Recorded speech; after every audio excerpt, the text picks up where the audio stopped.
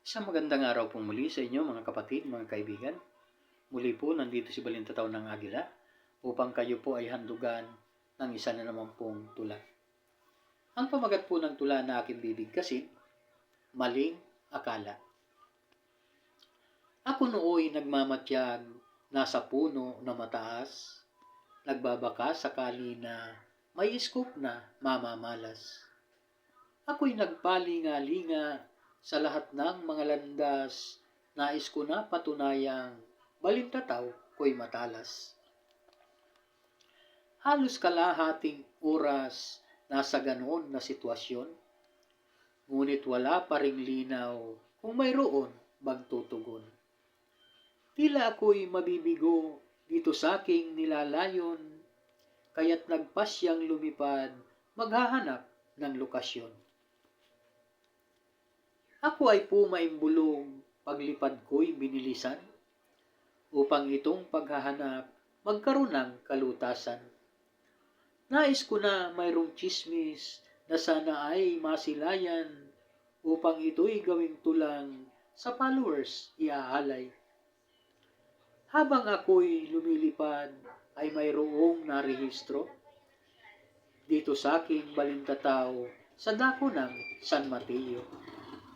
Dinubli ang aking bilis, pagaspas pinagibayo, hanggang ako'y makarating nasa oras na eksakto. At ito nga ang eksena nang ako ay makarating. Mayroong dalawang magkumpare, si Alex at Tata Erning. Silang dalawa'y nag-uusap para silang mga praning. Ganito ang narinig ko, akin na pong hihimayin. Paring Alex, ikaw ba ay may barbershop ka bang alam? Yung malapit lamang dito, ang layo ay walking distance. Ako ay nagmamadali pagkat mayroong pupuntahan. Baka naman paring Alex, ako'y iyong matulungan. Tamang-tama ang dating mo pagkat diyan sa unahan. May barbershop na malapit, madali lang napuntahan. Mula dito'y lumakad ka ng papunta sa silangan at doon sa unang kanto ay lumiko ka sa kanan. Paring Alex, salamat sa impormasyon mong sinabi. Ako ngayoy lalakad na, ako ay nagmamadali. Paring Erning, bilisan mo, habang pila ay maikli, maya-maya ng kaunti, ang pila na ay marami. Maya-maya ng kaunti, bumalik si Tata Erning, at si Alex ay nagtanong, di ka ba ron nakarating? Nakarating naman ako, ang wika ni Tata Erning, di lang ako nagpagupit dahil dun sa nakapaskil. Ano kasing nakasulat dun sa paskil na sa pintuan?